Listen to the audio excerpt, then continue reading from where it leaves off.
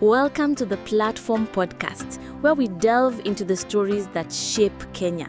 Today we are tackling a crisis that's hitting closer to home than ever, literally in hospital waiting rooms across the country. It's the Social Health Authority, or SHA, meltdown.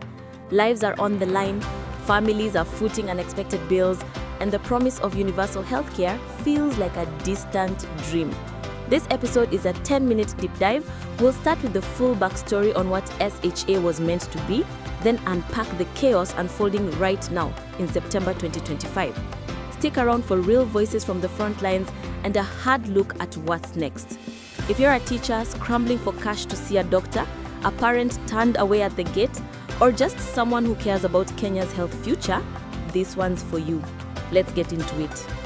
To understand the SHA storm, we need to rewind. Kenya's healthcare journey has been a rocky one. For decades, the National Health Insurance Fund, NHIF, was our safety net. Launched in 1966, it pooled contributions from workers to cover hospital bills, aiming for that big universal health coverage, UHC, goal. But by the 2020s, NHIF was a sinking ship. Massive debts to hospitals, topping shilling 20 billion, rampant corruption, like the infamous KEMSA scandals, and coverage that left millions out in the cold. Only about 20% of Kenyans were actively enrolled, and reimbursements often delayed by months if they came at all. Enter the Kenya Kwanza administration under President William Ruto.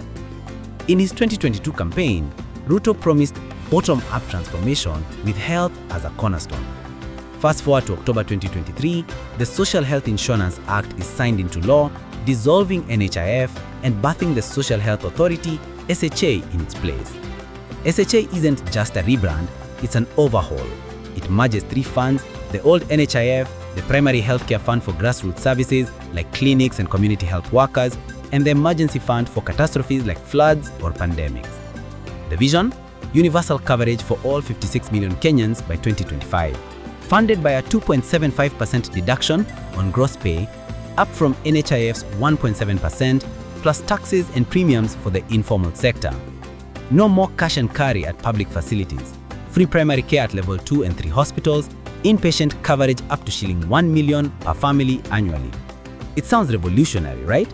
Proponents including Health CS Aden Jwale hail it as change you can feel, a step toward the Big Four agenda's health pillar. But rollout, that's where the cracks showed early. SHA went live on October 1, 2024 with a mad dash. Over 12 million migrated from NHIF in the first month, but glitches plagued the digital platform. Hospitals complained of verification delays, patients waiting hours for approval codes. By early 2025, arrears ballooned to shillings 33 billion as SHA struggled with claims processing. Audits revealed inherited NHIF debts funneled into SHA, plus new bottlenecks from understaffed IT teams and opaque funding. Critics like the Kenyan Medical Association warned it was rushed, lacking stakeholder buy-in and robust audits. Yet there were glimmers. Stories emerged of cancer patients spared shillings 500,000 bills, or maternity moms covered fully. Enrollment hit 15 million by mid-2025. But as we hit September, those wins feel buried under an avalanche of pain. SHA wasn't built in a day, but its teething problems are now a full-blown crisis. Let's zoom into this week, the week of September 22 to 28, 2025. It's been a powder keg. On September 22, the Rural and Urban Private Hospitals Association of Kenya, RUPA, representing over 700 facilities, dropped a bombshell. Suspension of all SHA services. Why? Unpaid claims totaling a staggering shilling 7 billion to 76 billion shillings, depending on who you ask. Faith-based hospitals joined the fray, citing cash flow strangulation. No pay, no play, they said, echoing the old NHIF woes, but amplified. By September 23, the fallout hit hard. Teachers and police, key SHA contributors via payroll deductions, were locked out. The Kenya National Union of Teachers reported members in Kisumu and Nairobi forced to pay shilling 50,000 out of pocket for emergencies or go home untreated. One viral story, a Mombasa cop with malaria denied at a private clinic ending up in a public ward overflowing with patients. Business Daily pegged the debt at shilling 7.3 billion just for private providers, but insiders whisper it's closer to 40 billion shillings total, including public facilities. September 24 brought the church's thunder. At a Nairobi presser, Anglican Archbishop Jackson Ole Sapit didn't mince words. Lives are at risk as hospitals withhold services. We demand SHA challenges are addressed now. He tied it to broader woes: education strikes, economic squeeze. Clergy from Catholic and evangelical circles called it a moral crisis in Ruto's Hustler Bible. Patient testimonies flooded social media. On X, Adelaide Aria shared, last year, shilling 50,000 bill. SHA paid just shilling 3,000.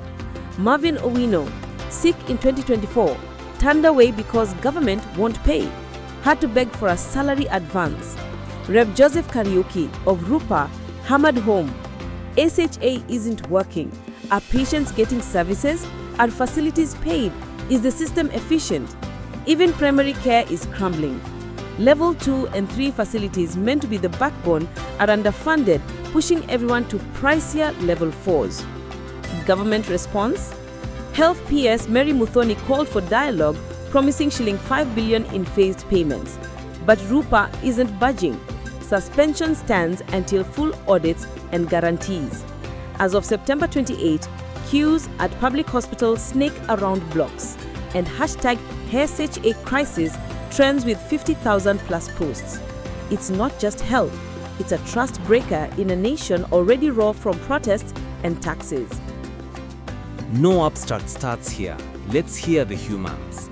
From NTV's The Last Word, Dr. Tim Teori, a Nairobi GP, fumed, "There's no free healthcare. CS Dwale should risk seeing things from our side. When we unite, great things happen. But this divides." Patient Samson Buru vented, "Go to hospital, get weighed, told to buy drugs yourself. Does SHA only cover consultations?"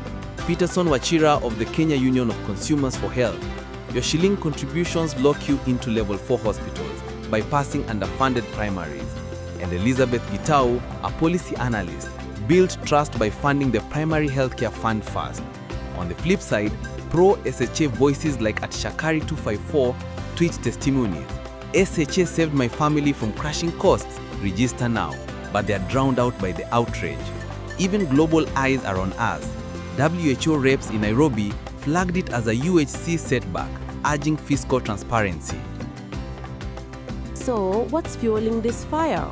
Route 1 implementation haste. SHA inherited NHIF's 19 billion debt hole, but without ring-fenced budgets or AI-driven claims, promised but delayed. 2. Power imbalance. Private hospitals handle 60% of care, but get squeezed on rates, reimbursing at 70% of costs.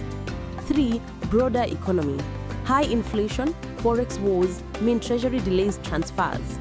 Add political heat. Ruto's administration faces backlash post-June protests, making SHA a lightning rod. Solutions. Short-term, immediate debt clearance via emergency bonds, as editorial in Nation demand. Move firmly to solve this. Long-term, stakeholder audits, digital upgrades, and enforce the 15% GDP health spend pledge. Civil society like Amnesty Kenya pushes for accountability. No more pay cash or die ultimatums. If fixed, SHA could be transformative. If not, it risks collapsing UHC dreams.